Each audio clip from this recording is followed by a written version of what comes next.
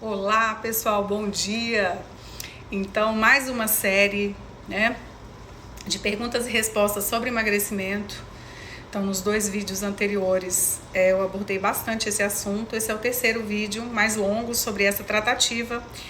É justamente para desmistificar tantas dúvidas sobre emagrecimento. Tem tanta bobagem que as pessoas falam por aí, né? O senso comum sobre o emagrecimento é totalmente equivocado, né? Então, poxa, o assunto não acaba, tem muita coisa. E quem sabe as dúvidas de muitos que me enviaram por direct, que me enviaram por meio daquela caixinha de perguntas que eu ponho nos stories todo dia, e respondo as perguntas, só que eu respondo de uma maneira breve, eu tenho 15 segundos para responder, ao passo que aqui eu consigo responder no vídeo maior de uma maneira mais clara, né?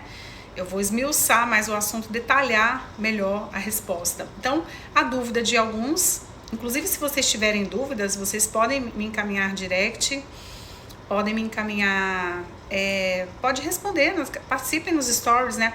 Me acompanhem nos stories, que todo dia eu lanço dúvidas, eu lanço desafios. Quem sabe a dúvida e respondo, tá? Eu tendo a responder nas próximas 24 horas.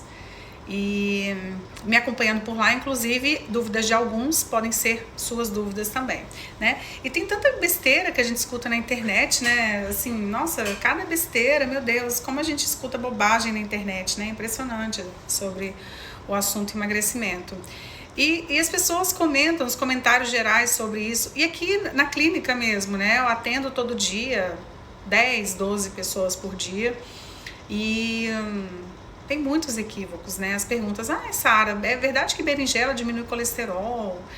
Sara, é verdade que consumir maçã todos os dias é bom para TPM? Umas bobagens, assim, que não tem acurácia científica. Normalmente, tudo que eu falo aqui é respaldado em razões científicas, né? Bom, tudo que a gente fala, como cientificamente comprovado, é algo que já tem publicação em revista Qualizar, né, de altíssima credibilidade científica, né? Então, aquilo que são especulações, que não tem ainda um consenso científico, uma conclusão científica a ponto de ser protocolar, a gente não coloca como verdade absoluta. Aliás, não existe verdade absoluta, né? A ciência não é estática, ela se movimenta o tempo todo. Então, um exemplo, mesmo a história da gema do ovo. Quer dizer, o ovo aumenta o colesterol. Todo mundo sabe que a gema, cada gema de ovo contém 270 miligramas de colesterol. Mas que esse colesterol não é biodisponível, ou seja, ele não é absorvido. E que, portanto, como ele não é biodisponível, não é absorvido, ele não vai aumentar o teu colesterol, especialmente a fração aterogênica do colesterol, ou seja, a fração deletéria do colesterol, que é o colesterol LDL. Então, ele não vai ter aumento no LDL colesterol, tá? Isso é só um exemplo. E aí, ainda, por incrível que pareça... Então, quer dizer, antigamente achava-se que o ovo aumentava. De fato, ele contém colesterol, ele contém bastante colesterol, mas esse colesterol não tem impacto no LDL colesterol, no lipidograma do paciente. Então, tudo bem. O ovo tá liberado. Né? Aí a gente entra numa outra questão. Então, não pode ser ovo frito com carboidrato de alto índice glicêmico todo dia. Aí sim vai ter impacto, mas não pelo ovo em si, mas é no contexto em que esse ovo frito foi consumido diariamente aí. Mas aí tem muito mais o impacto disso no LDL colesterol, muito mais pelo arroz branco, por exemplo, do pão, do que propriamente do ovo frito em si, tá bom? Então,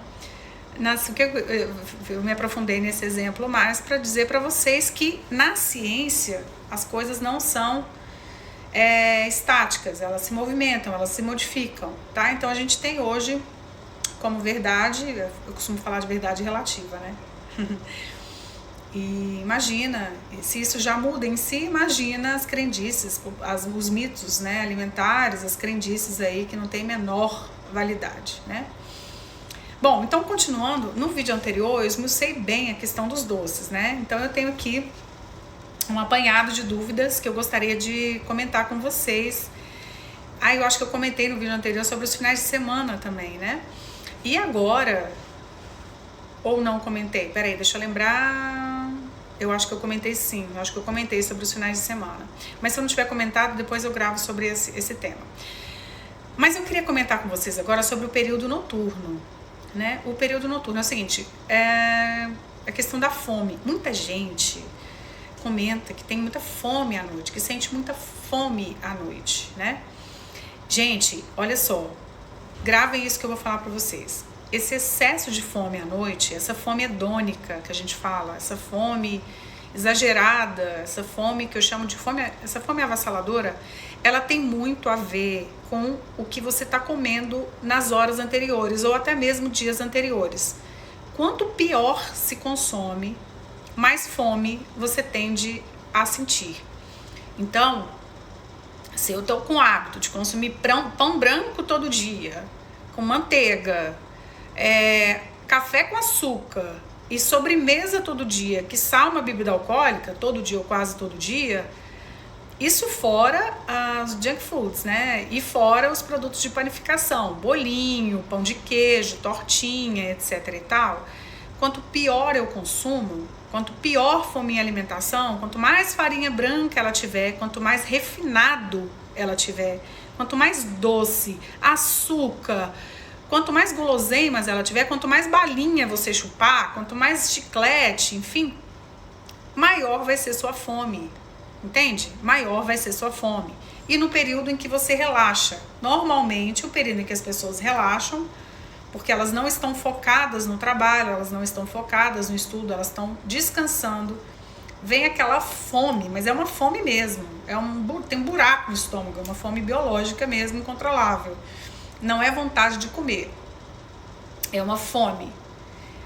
Aí a dieta fica insustentável, não tem como você praticar uma dieta que você sente fome. Aí você vai comer mais, aí fica aquele ciclo vicioso do carboidrato. Quanto mais se come, mais quer comer e não consegue sair desse ciclo. Aí a pessoa é sedentária, ela é hipoativa, ela tá com fadiga, ela é cansada. Por quê? Porque o excesso de farinha branca, o excesso de açúcar, o excesso de carboidrato aniquila a produção de energia celular. E aí você fica dependente do carboidrato para ter energia. Então você acaba gerando o ciclo vicioso do estilo de vida completamente ruim, né? Não tem energia, tem uma letargia, tem uma astenia, uma fraqueza, uma fadiga crônica, nossa, dá vontade de ficar deitado o dia inteiro assistindo televisão, quer dizer, isso aí é muito mais em detrimento do estilo de vida que você tem. Aí você começa a pensar assim, olha a mentalidade das pessoas. Eu tô cansado, aí começa a ficar mais melancólico, por quê? Porque não faz uma atividade física. Põe açúcar no café que toma, ou se não põe açúcar, bebe quase todo dia, ou se não bebe quase todo dia, ou não faz tudo isso, toma refrigerante ou come sobremesa. E aí é aquilo que eu falei, quer dizer, eu não tenho energia, aí eu vou atrás do carboidrato para ter energia. Só deu uma falha aqui na conexão, tá? Já volto, já tá voltando aqui, voltou. Então é isso que acontece, tá? É justamente isso que acontece. Espera um pouquinho, gente, que tá reconectando aqui. Pronto, acho que voltou. Agora vai dar certo. Bom, então é isso. Então o período noturno, ele tem a ver com o teu padrão alimentar nas 72 horas anteriores. Então significa o seguinte, para eu não ter aquela fome exagerada à noite, eu preciso ser mais criterioso na minha alimentação da hora que eu acordo até a hora da noite, tá? Se eu tiver uma alimentação boa, porque em geral o que acontece? Quando os pacientes estão seguindo a dieta, especialmente as dietas, as estratégias alimentares low carb, que eu adoro, eles não sentem fome. Eles sentem uma fome, mas é uma fome saudável, é uma fome, pouca fome. Se você sente muita fome, tem alguma coisa errada. Tem alguma coisa errada no teu padrão alimentar. Porque não é saudável sentir muita fome. É saudável sentir pouca fome. Se você tá sentindo muita fome, e eu não tô nem entrando no mérito psicológico, tá? De ansiedade e tal, porque eu percebo muitas vezes que o problema não é nem ansiedade, não é nem compulsão alimentar também. Isso já é um problema psicológico que a pessoa tem que tratar, né? Eu tô falando da questão da alimentação só de você corrigir a alimentação, você já melhora o prognóstico da compulsão alimentar em 80%, às vezes até 90%. Porque a pessoa compulsiva, ela come mal. Então ela vai ter muito mais fome, muito mais porque ela come mal do que pela ansiedade da comida. Porque o que acontece? Quando você ajusta a alimentação, essa fome biológica diminui muito. E aí automaticamente você fica mais seletivo, você fica mais criterioso. Porque você pode ter aquela compulsão, aquela vontade de comer, pode ter.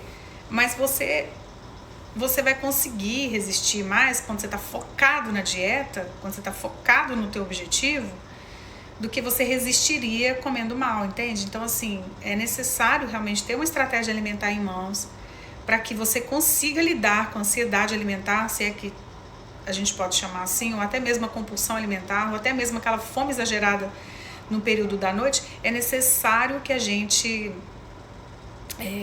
melhore, primeira coisa, melhorar o padrão alimentar. Primeira coisa, tá? Quanto mais doce eu consumo, mais doce eu vou querer consumir. É hábito. Você habituou? Você desabitua, né? Simples assim. Tudo é uma questão de mentalidade. Se eu tô com uma mentalidade derrotista, de que eu não consigo emagrecer e não vou conseguir, você não vai conseguir. Agora, se você está bem orientado, se você tem boas orientações, você tem uma mentalidade progressiva, proativa, que você quer mudar, você quer emagrecer, você quer alcançar aquele corpo que você deseja. Por uma questão de saúde, por uma questão de estética, não interessa. Os critérios são seus, cada um estabelece os seus critérios, tá bom? O meu critério é saúde, é estética, o meu critério Sara não vou negar. Não vou ser hipócrita, eu quero ficar bonita pra mim, pra eu me sentir bem, pra eu colocar a roupa que eu quiser, pra eu colocar o biquíni que eu quiser, ficar confortável comigo mesma, me sentir bem, né? Mas por uma questão de saúde, evidentemente. E o que nos mantém mesmo, no estilo de vida saudável, eu percebo que é muito mais o apelo saúde em si do que estética, porque estética é passageira, né? É mais aquele efeito Cinderela que eu falo, é mais passageiro, é mais transitório.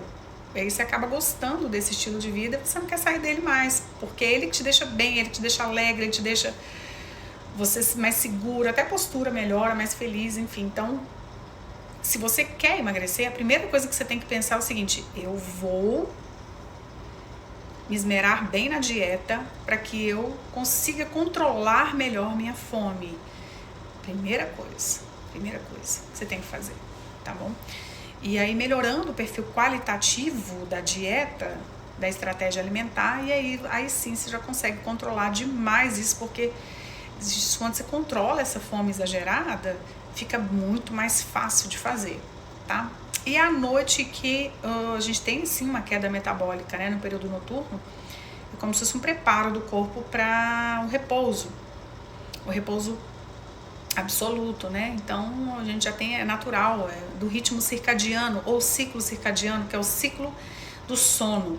É natural que nós estejamos mais letárgicos à noite, mas a não ser as pessoas notívagas, né? As pessoas da noite, como eu, por exemplo, elas têm um ritmo noturno, assim, elas têm uma energia noturna muito maior, inclusive, do que a energia da parte da manhã, inclusive cognitivamente falando. E é interessante que a gente começa a... Porque assim, não é pensar a noite em si, especificamente a noite em si. Para que à noite você esteja com menos fome, você tem que pensar nas horas anteriores ou nos dias anteriores. Porque isso sim vai impactar nesse apetite noturno, tá? Então, deixando isso claro para vocês. A gente já consegue resolver muitos problemas só com essa orientação, que é o que eu tenho percebido aí com muitos pacientes meus. Então, sem entrar no mérito psicológico, vamos ajustar essa dieta, vamos melhorar o perfil qualitativo dessa dieta, para a gente reduzir essa fome e conseguir uma adesão à dieta muito melhor, né? Bom, e aí outra dúvida que todo mundo tem são sobre os medicamentos, tá? É o seguinte, os medicamentos para emagrecer, muitos têm indicação, tá bom? Então a indicação da FDA, né, da Federação Internacional de Drogas, é que o paciente, para consumir uma droga anorexígena ou um medicamento para emagrecer, ele tem que ter um IMC, que é o índice de massa corporal, que é o peso pela estatura ao quadrado, maior ou igual a 35, com comorbidades associadas, tá bom? Então, o medicamento, ele às vezes, ele tem indicação clínica, né? O médico vai determinar que aquele paciente tem uma indicação clínica para o medicamento. Ou ainda, o paciente não tem um IMC de 35 ou mais quilogramas por metro quadrado, mas ele tem abaixo disso, mas ele tem um quadro de pré-diabetes, tá? Com sobrepeso. É outra indicação clínica para consumir um medicamento. Quer dizer, é uma opção. O medicamento aí é uma opção clínica. Agora, tem um detalhe sobre o medicamento, que é o seguinte: o medicamento, ele é um paliativo. Então, o medicamento, ele vai servir como coadjuvante do emagrecimento. O erro que as pessoas incorrem é delegar o medicamento a responsabilidade única do emagrecimento, e ele vira prioridade para quem quer emagrecer. Muitas vezes é o que eu percebo. Quando, na verdade, antes de você conjecturar a possibilidade de utilizá-lo ou não, você deve corrigir seu estilo de vida primeiro, adaptar ele. Olha, o primeiro deve estar inserido numa alimentação saudável, fazendo exercício físico. Aí depois que você tiver adaptado a esses dois ritmos, tanto alimentar quanto de exercício físico, aí sim, se for o caso, se tiver indicação clínica, aí sim o medicamento vem como coadjuvante do tratamento para emagrecer, como coadjuvante do tratamento para perda de peso. Aí tudo bem, aí ele tem a sua validade, aí ele... Agora sim, isso não é regra geral, né? Tem pessoas que só de modificarem, que tem esses critérios para usar o medicamento, mas só de modificarem os hábitos alimentares e começarem a fazer algum exercício físico, o resultado é impressionante, de tal modo que elas até descartam a possibilidade do medicamento, porque é impressionante, a perda de peso inicial é muito grande, a ponto delas optarem. Muitos pacientes optam, inclusive, não, eu prefiro sem medicamento, justamente para não ter o risco do efeito rebote do medicamento. Justamente para não ter o risco depois de ter mais fome, porque eu percebi que a dieta já diminuiu muito a fome. Se o medicamento, o objetivo dele é reduzir a fome, e a dieta em si já faz isso, já tem esse efeito, para que eu vou tomar o medicamento? Qual é o objetivo de eu tomar o medicamento, sendo que eu já não sinto fome, né? E também muitos pacientes optam, quem já está inserido nesse ritmo de vida mais saudável, optam não consumir para não correr o risco de sentir os efeitos colaterais dos medicamentos, tá? Muitos pacientes têm efeitos colaterais, tem náusea, vômito, tem cefaleia, aí tem insônia, enfim. Então eles não querem correr o risco dos efeitos colaterais dos medicamentos e aí optam então. Mas assim, a condição básica é que todos estejamos inseridos no estilo de vida bem saudável antes de pensar na possibilidade de um medicamento, lembrando que o medicamento tem indicação clínica médica para ser consumido e tem alguns critérios estipulados pelas entidades assim, de renome, né, para que o medicamento seja efetivamente consumido, tá bom? Então tem que tomar bastante cuidado com isso aí, tá? Agora, o medicamento, ele deve ser consumido devagar, ele é cíclico. Então, o medicamento para emagrecer não deve ser utilizado de maneira contínua, de maneira cíclica. E o desmame do medicamento é importante para a adaptação metabólica do paciente ali, tá? Então, essas são as 3 condições. Tem que ter indicação clínica médica, tem que estar inserido secundário, é um paliativo, é um coadjuvante, a prioridade, o primário, então o tratamento primário para emagrecer é dieta e exercício. E o terceiro tem que ser feito, então, tem que ser colocado devagarzinho o medicamento e tem um período em que ele vai ser consumido, então esse período vai ser determinado entre o médico e o paciente e depois, no pós-medicamento, o desmame para que essa adaptação metabólica seja feita e evitar, então, um reganho de peso de maneira brusca, ou seja, um efeito rebote, tá? Então, essas são as condições às quais a gente orienta que o paciente siga arrisca para que não haja nenhum efeito deletério do medicamento, nenhum efeito, né, ruim. A ideia é que o medicamento seja um gatilho, digamos assim, para um emagrecimento mais robusto e assim incentivar o paciente a perseverar no processo. Porque às vezes o que motiva é o resultado motiva, né? E o medicamento, nessas condições que eu expliquei, pode ser sim, pode alavancar uma perda de peso bem mais robusta, bem mais consistente, e isso vai fazer com que a pessoa continue motivada num processo de mudança, que para muitos às vezes demora meses ou anos, e tá tudo bem. O que eu falo, gente, a gente tem que curtir o processo tem que ser gostoso, tem que ser bom. O processo de perda de peso, ele tem que ser bom, É claro que ele não é desafiador, né? Perder peso é desafiador, é claro que não vai ser algo assim, ai, tô adorando, tô amando. Tem que ser bom no sentido de não ser castrador, tem que ser construtivo, você tem que perceber benefícios dessa mudança em você, no autocuidado, na sensação de dever cumprido, quando você, na autoestima, né? Na postura, no resultado, na sua mentalidade. Então você tem que ver os benefícios que esse esforço está trazendo em você. E esses benefícios devem superar qualquer desgaste que porventura vá ter durante o percurso. O que eu estou falando? Se você começar com uma mentalidade derrotista, assim, ó, ai meu Deus, eu vou começar a fazer dieta, ai que saco, não gosto de fazer dieta, vou passar fome, acabou. Você pode esquecer.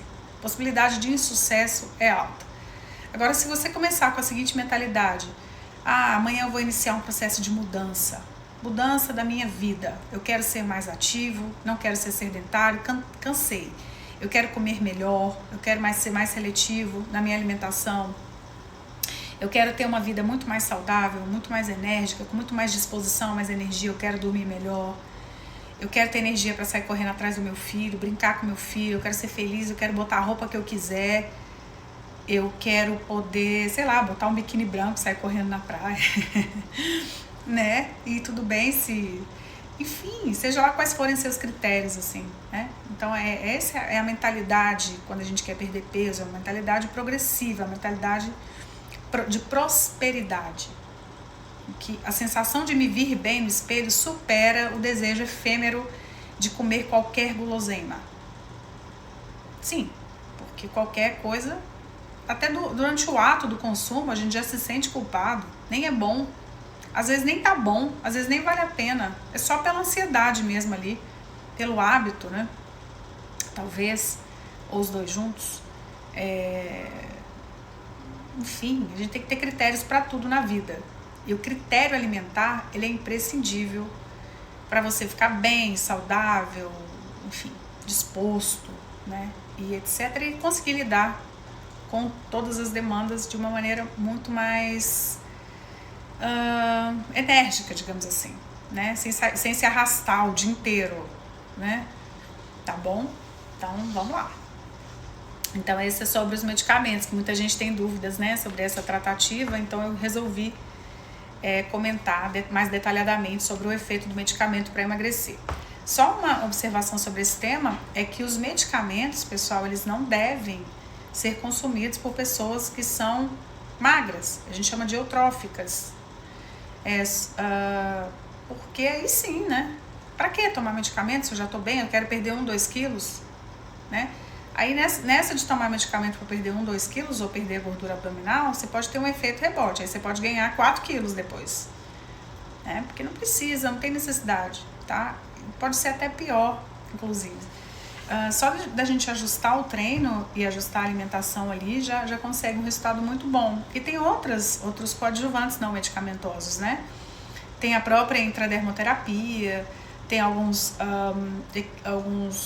equipamentos de radiofrequência que são excelentes também, que tem inclusive comprovação científica, né? Que há uma diminuição da gordura localizada, que, enfim, se for só a cereja do bolo ali, para definição, não se usa medicamento para emagrecer para quem quer perder poucos quilos, tá? Que, primeiro, que não vai adiantar, o efeito não vai ser tão bom, e segundo, que a possibilidade de ter um rebote ali é maior, tá? Então, tem esse detalhe também. Bom, não sei se dá tempo de eu falar mais, porque eu programei os vídeos para meia hora. Deixa-me ver aqui quanto tempo tem que eu já estou falando. Mas eu acho que dá para comentar sobre algum outro item aqui, alguma outra dúvida. Que é o seguinte, a gastrite. Gente, quem tem gastrite tem que evitar os alimentos que a gente chama de secretagogos. O que são alimentos secretagogos? São alimentos que aumentam a produção de ácido clorídrico, que é o HCl. Então, em geral, farinha branca, tipo tapioca, bolo, pão de queijo, pão branco. Evitar as bebidas gaseificadas, tá? Que também causam um desconforto gástrico muito grande. Evitar o excesso de cafeína. Evitar o excesso de condimentos. Evitar doces. Evitar. A gente está falando em evitar, nada aqui é proibido. Consumir mais fibras, mais alimentos naturais, mais comida de verdade, menos produtos industrializados, consumir menos doces e evitar álcool. O álcool, ele é irritante da mucosa gástrica, então ele também causa um desconforto gástrico muito grande. Bom, deve-se tratar a disbiose, porque a disbiose é um desequilíbrio na microbiota do trato gastrointestinal, da boca ao ânus. Então vai ali boca, estômago, intestino, né? E esse desequilíbrio da microbiota significa que eu tenho menos bifidobactérias ou lactobacilos ou bactérias de boa qualidade. Eu tenho uma tendência a ter mais bactérias patogênicas, ou seja, más bactérias, bactérias de má qualidade. E essas más bactérias, elas translocam no meu trato gastrointestinal, da boca ao ânus, né? E aí pode alterar o pH das mucosas em geral, favorecendo inclusive gastrite, úlceras, né? Ou favorecendo o refluxo, ou favorecendo a candidíase, inclusive, favorecendo a infecção urinária, porque pode dar alguma infecção no trato gênito-urinário ali, porque as bactérias translocam nas mucosas em geral, inclusive na mucosa vaginal. Na mucosa intestinal, na boca, influencia no hálito, inclusive, tá? Então, quem tem gastrite deve evitar os alimentos, tratar a gastrite, muitas vezes medicamentosamente falando, inclusive, tratar com um médico e, concomitante a isso, melhorar a alimentação nesses aspectos que eu falei, evitar os alimentos considerados secretagogos e consumir alimentos que são mais saudáveis para a mucosa gástrica e a mucosa esofagiana, como, por exemplo, fibras, né? Que mais? Os alimentos naturais, como eu falei, evita o excesso de leite derivados também, tá? Que causam... o leite derivados, eles têm um efeito alcalinizante inicial, mas depois tem um feedback negativo, que a gente fala, e vem aquela azia horrorosa.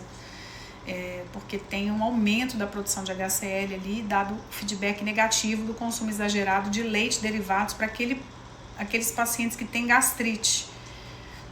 A gastrite muitas vezes é assintomática ou sintomática, mas tem que tratar uma possível disbiose. Quase todas as pessoas têm disbiose em certo nível, em certo grau, tá bom?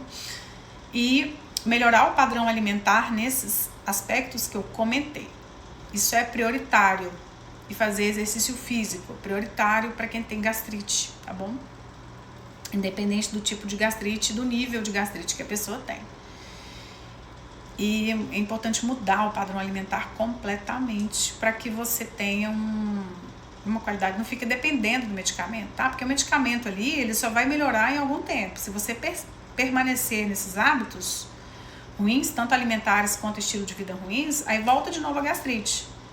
Aí se for uma gastrite nervosa, ou uma gastrite causada por bactéria, ou uma gastrite, enfim, independente do tipo, ela vai acabar se manifestando tão logo seu padrão alimentar permaneça o mesmo, tá bom? Então ela volta, vai tendo recidivas.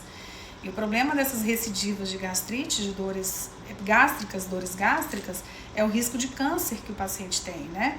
Essas gastrites de repetição, que tem recidivas o tempo inteiro, especialmente aquelas pessoas que tiveram gastrite mais precocemente, quanto mais recidivas tiver da gastrite, pior, porque isso pode depois gerar é um fator de risco para um câncer epigástrico, um câncer gástrico, tá bom? Então é isso, gente. Essa aqui, finalizando o nosso terceiro vídeo dessa série de perguntas e respostas sobre emagrecimento. E tem vários outros questionamentos aqui sobre essa tratativa. Eu os mencionarei ao longo dos próximos vídeos. Foi um prazer tê-los aqui comigo. E até o nosso próximo vídeo. Uma ótima semana, um ótimo dia para vocês. Até breve.